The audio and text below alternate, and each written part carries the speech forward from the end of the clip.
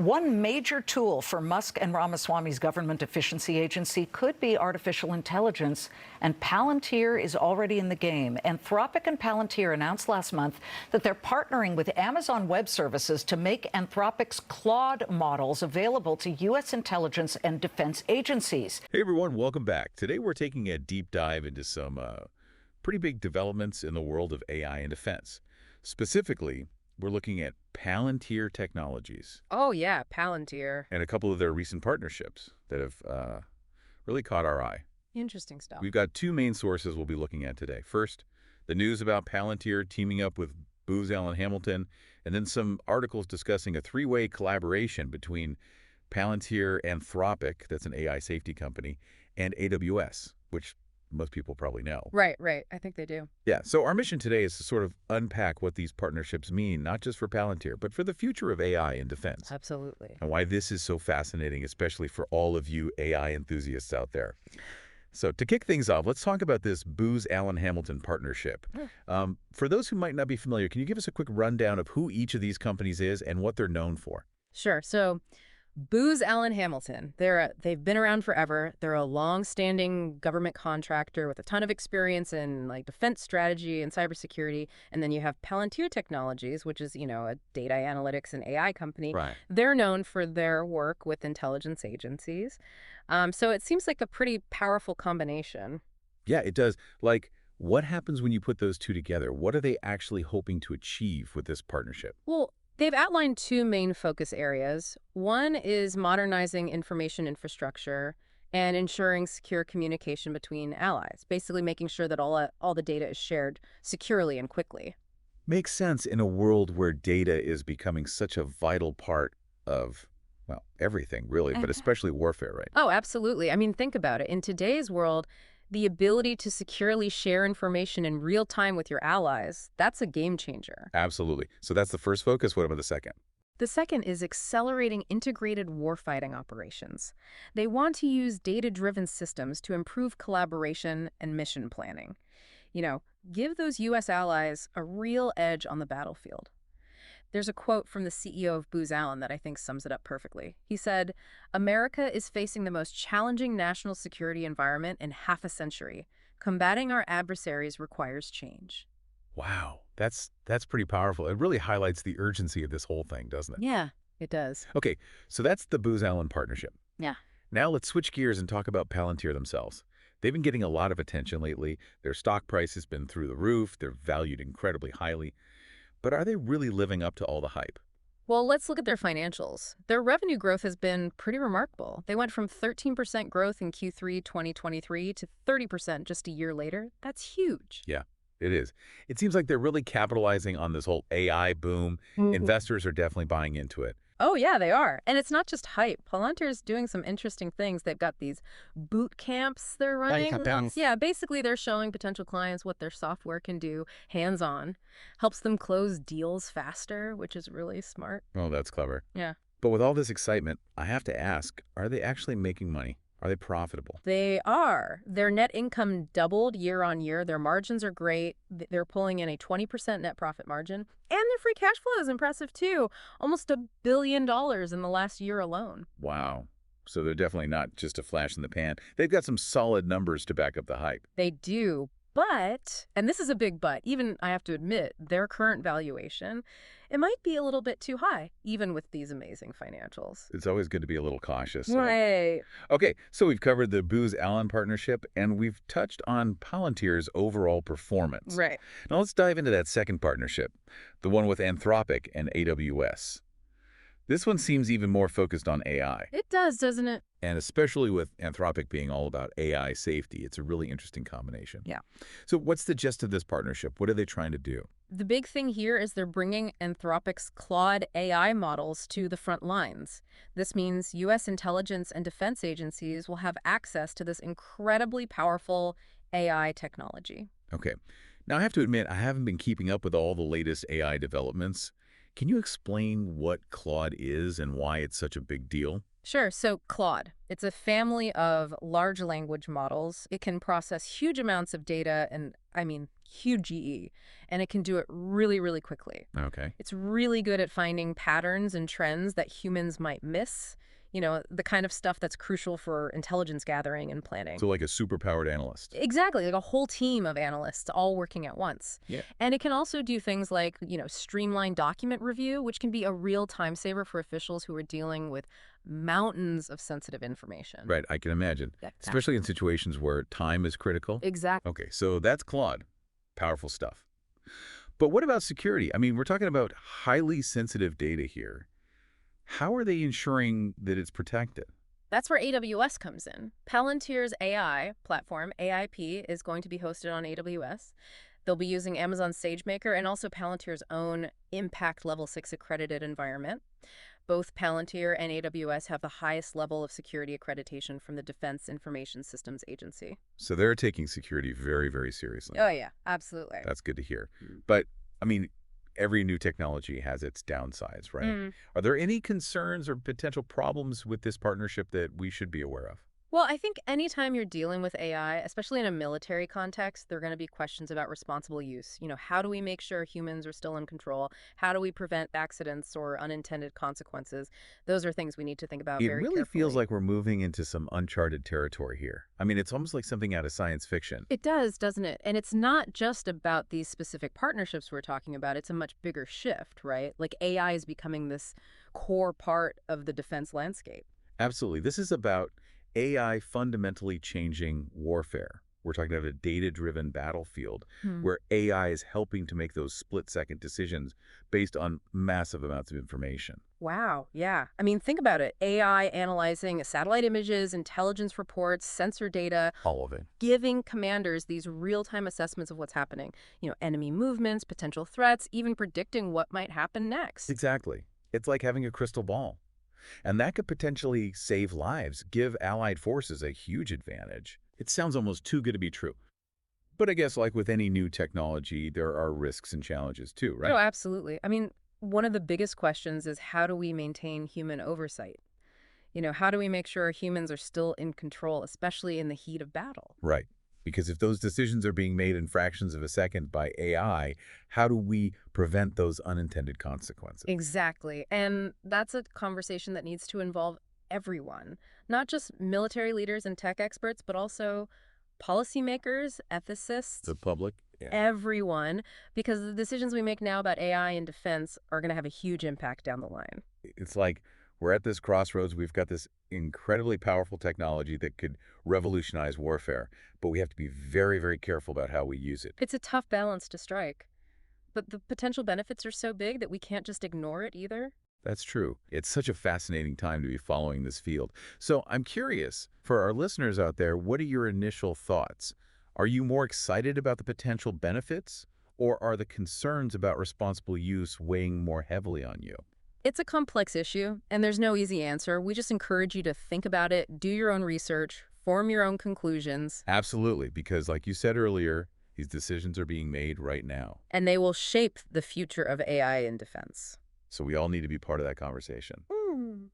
Okay, well, I think it's time to wrap up this deep dive. We've covered a lot of ground today. We have. From the specifics of these partnerships to the much broader implications of AI in defense. And hopefully we've given our listeners a good sense of just how complex and how fast this field is evolving. Definitely. And remember, this is just the beginning. The story of AI in defense is still being written, and it's up to all of us to stay informed and be part of that story. Jobs will change. It'll be less about like crunching the data themselves and more about using the insights that the AI provides to make those like high-level decisions. Right. AI will take over a lot of those like data analysis tasks, and that'll free up humans to focus on the things AI isn't good at. Strategy, complex problem solving, ethical considerations. It's almost like a partnership, humans and AI working together, each playing to their strengths. Exactly. And that's where the real potential is, harnessing the power of AI, but without losing that human element, the judgment, the intuition. But that brings us back to those big questions, right? Yeah. About control, accountability. How do we make sure things don't go wrong? Yeah, those are crucial questions. And as AI gets more and more sophisticated, more autonomous, those questions are only going to get harder. It's almost like a whole new frontier. not Oh, just in technology, but in how we think about warfare itself. definitely. It's an exciting time, but it's also a bit daunting. We need to be having these conversations now so we can shape the future we want. Couldn't agree more.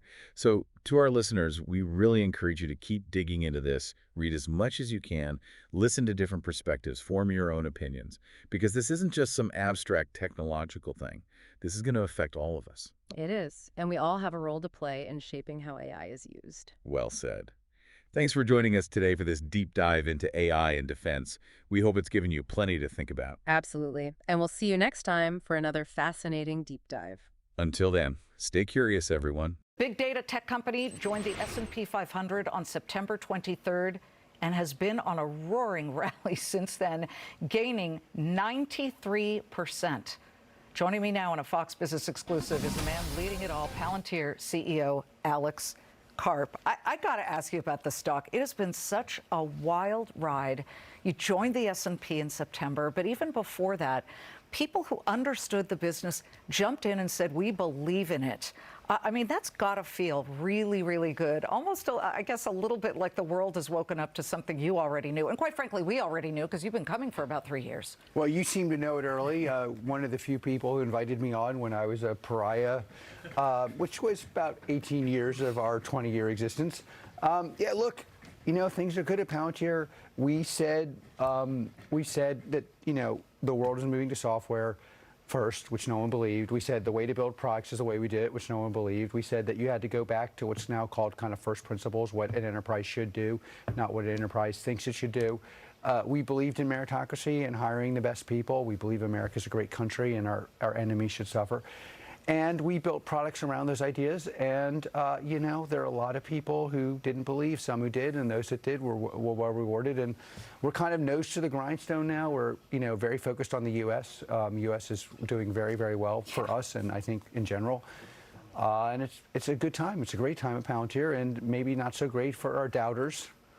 You know, people who didn't want to listen to proclamations of obvious truth, like, you know, an enterprise should work. Yeah. This nation is great. We have the best people and have the best products, and we built these products that were built years before people thought we were relevant. The most relevant one of now is how do you manage large language models and AI so that you can actually extract value, and the value is quantifiable either on the battlefield to bring soldiers home, kill our enemies, or in commercial to change margins, reduce dwell time, reinvent your business. And one last point.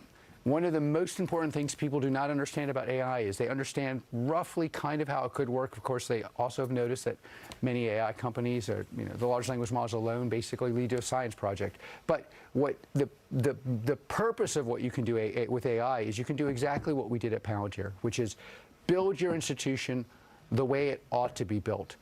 A country ought to have a border. A military ought to be efficient in both how it spends and how it kills and how it protects. An enterprise that's in manufacturing should be able to control the supply chain, should be able to control the workforce, should be able to manage people who are smart but not technical but maybe don't have business acumen. Those kind of things can be managed. Bringing an institution back to what it ought to be is the single purpose of what Palantir does, and we're now able to do it, which is why our enterprise business in the U.S. is just rocking. Very, very, rocking. I mean, it's unbelievable. Total commercial sales in the third quarter rose, 27% to $317 million. Well, the most important stat for me. Are you trending the same or even better this quarter? Well, obviously, I can't talk about. Yes, you can. Well, unless you want me walking out of here in shackles, I'm already pushing the limits.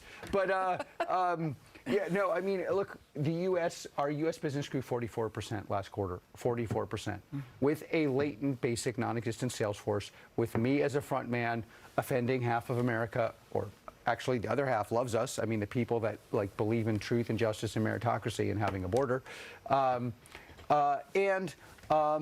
sticking to our guns. And we've stuck to our guns, and the most important part of our business, that's commercial and government, is growing at a very. And then there's this, for people who aren't in business, there's a rule that's basically like a diagnostic of health, and it's called the Rule of 40. And that Rule of 40, I think we have the highest in the world, 68, which means while you're sitting there, one of the biggest trends that we've had to fight against is the experts are only experts in this country at being wrong.